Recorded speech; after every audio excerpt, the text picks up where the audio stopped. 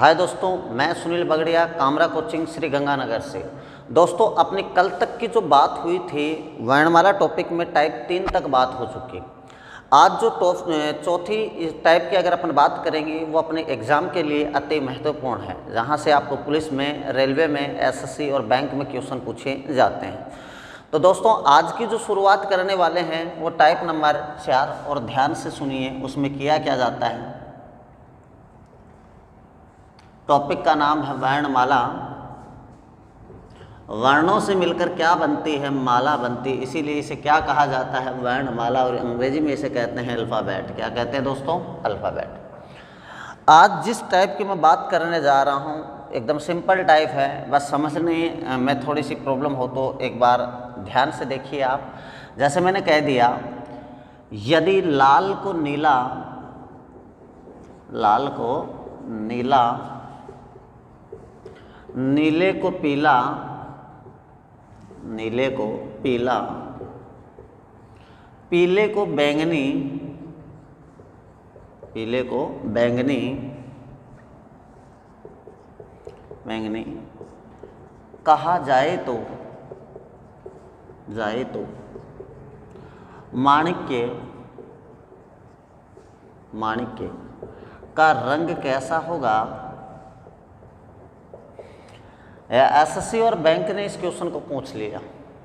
तो सिंपल है दोस्तों, आपको पूछा किसका, तो आप कह दो कि सर माणिक्य का रंग पूछा है।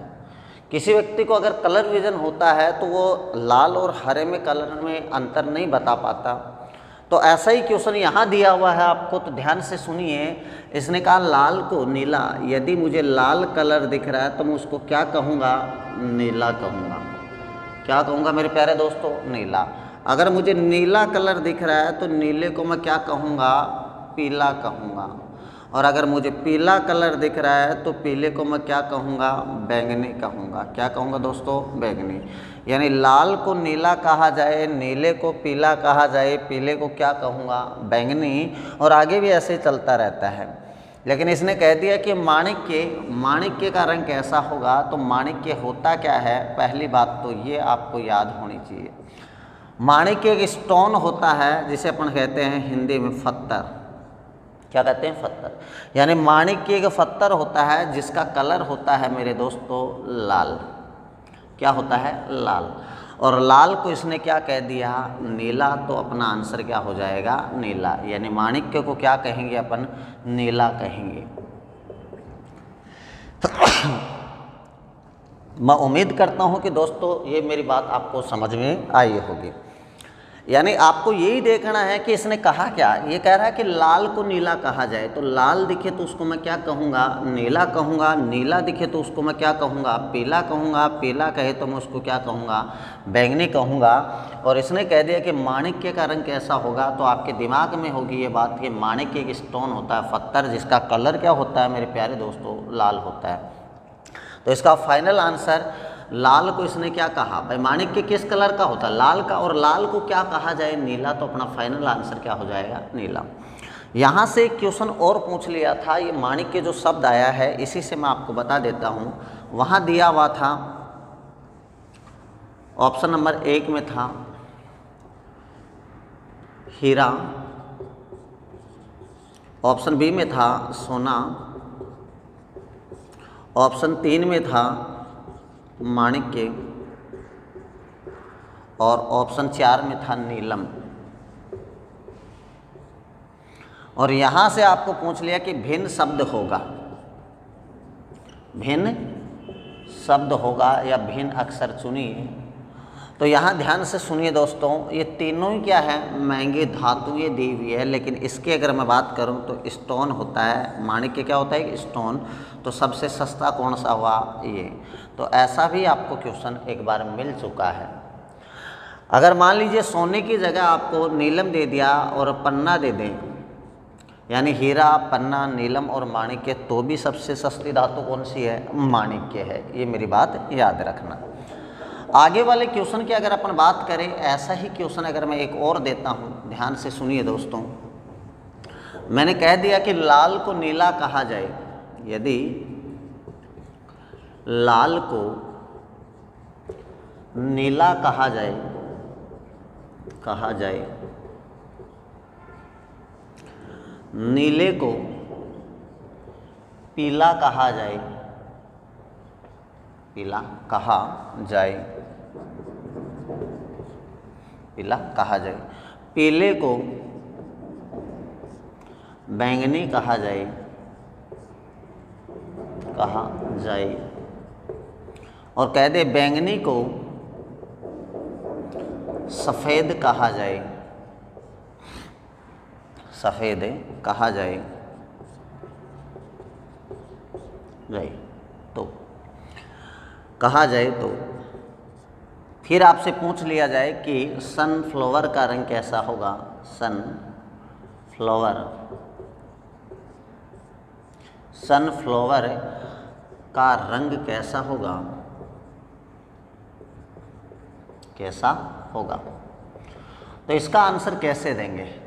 सनफ्लावर का मतलब क्या होता है दोस्तों, तो ये याद रखना है, सनफ्लावर बोलते हैं सूरजमुखी को, सूरजमुखी को। और सूरजमुखी का जो फूल होता है वो आपको पता है कि पीले कलर का होता है। किस कलर का होता है? पीले कलर का। सनफ्लावर मतलब होता है सूरजमुखी, और सूरजमुखी का जो कलर होता है, उसके फूल का जो कलर होता है वो कैसा होता है? पीला। और इसने क्या बोला है कि यदि लाल को नीला, मुझे लाल कलर दिखे तो मैं क्या कहूँगा? नीला कहूँगा। नीला कलर अगर मुझे दिखे, नीला अगर मुझे दिखता है तो नीले को मैं पीला कहूँगा। पीला अगर मुझे दिखता है तो पीले को मैं बैंगनी कहूँगा।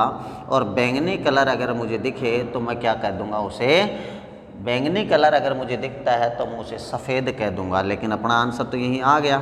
इसने क्या बोला कि सूरजमुखी का रंग कैसा होगा, तो आपको पता है सूरजमुखी का रंग होता है पीला, और पीले को ये क्या कह रहा है? बैंगनी। तो अपना फाइनल जो आंसर है वो दोस्तों क्या हो जाएगा? बैंगनी हो जाएगा।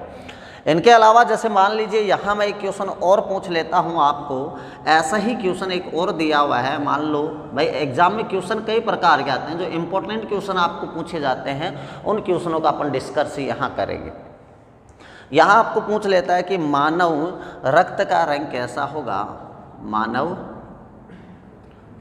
मानव रक्त का रंग कैसा होगा? तो ध्यान से सुनिए। आपको पता है कि इसने कहा लाल को नीला, लाल को नीला, नीले को मेरे प्यारे दोस्तों क्या कह दिया इसने? पीला कह दिया। और पीले को ये क्या कह रहा है? पीले को ये कह रहा है बैंगनी। क्या कह रहा है? बैंगनी।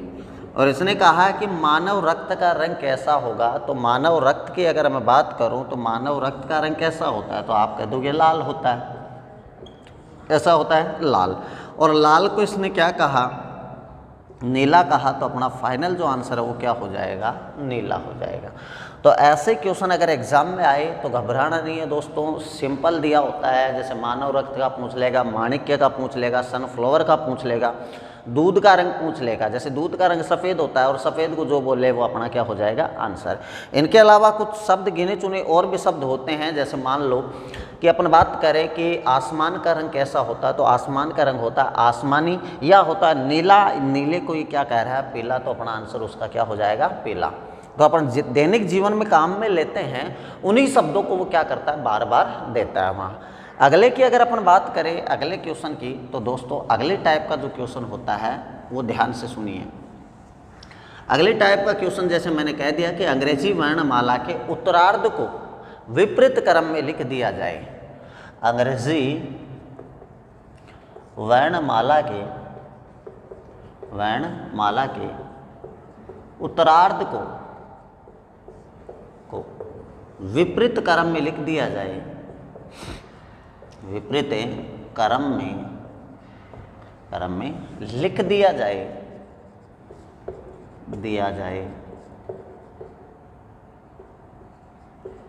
तो बताइए दाएं से सातवें अक्षर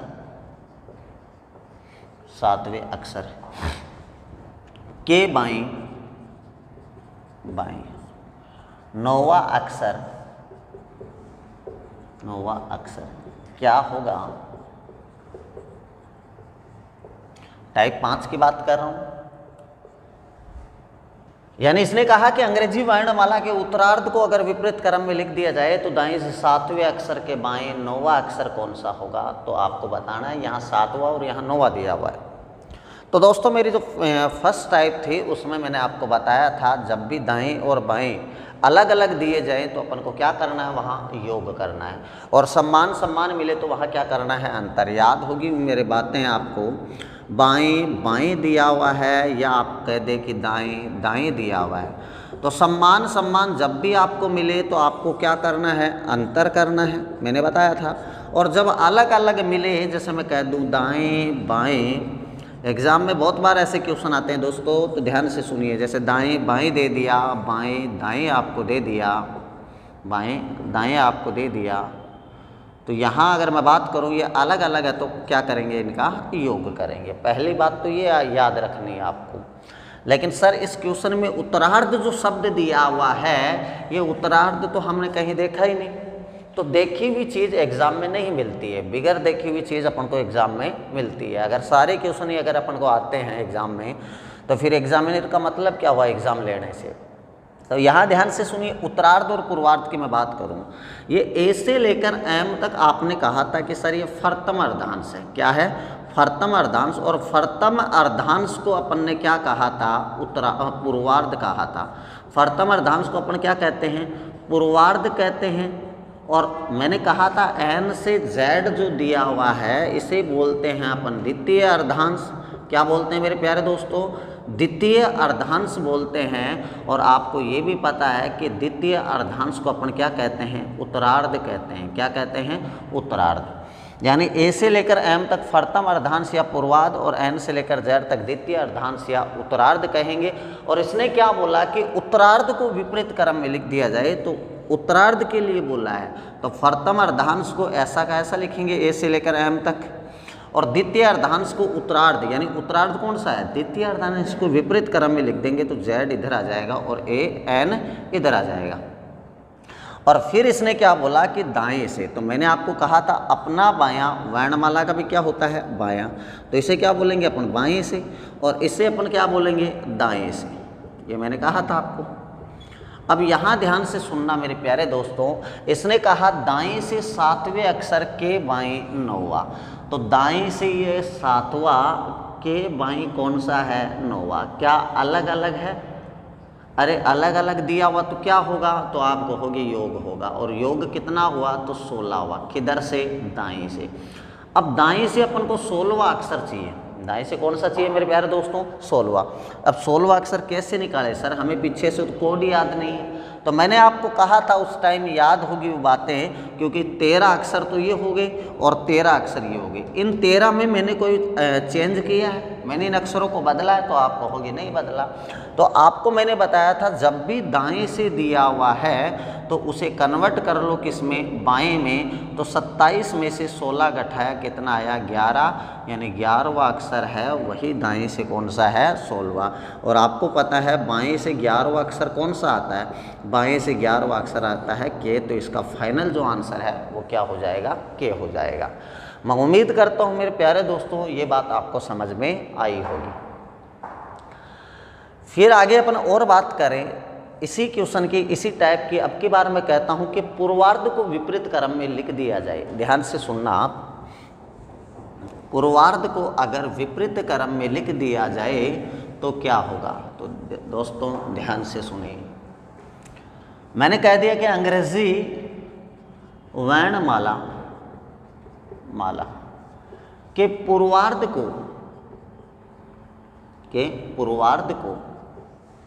विपरीत क्रम में लिख दिया जाए तो बाएं से 18वां अक्षर क्या होगा,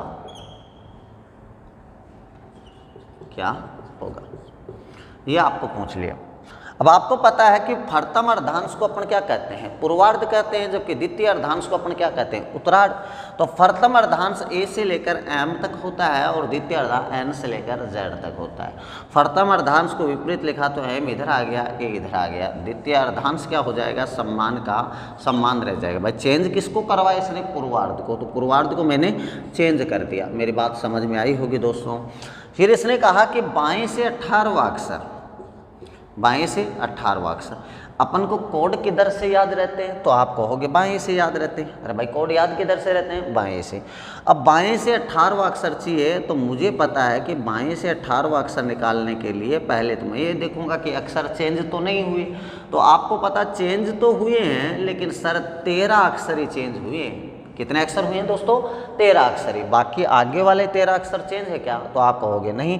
तो आगे वाले चेंज नहीं है, अपना जो 18वां अक्षर है वो तो मेरे प्यारे दोस्तों इनके बीच आएगा, एन से जेड के बीच आएगा, और इनमें कोई चेंज हुआ नहीं। इसका मतलब दाएं से बाएं से जो 18वां अक्षर होता है आर है, तो आर 18 पे आ जाएगा। मैंने कहा था कि पप्पू 16 साल का, क्वीन 17 की, 18 में रिश्ता हुआ, 19 में शादी हुई, 20 में टावर हुए यानी बच्चे हुए, 21 में मैंने कहा था 21 में क्या हुआ, उम्र कैद, और 22 में क्या हो जाएगा, वेरी गुड, बहुत अच्छा हुआ।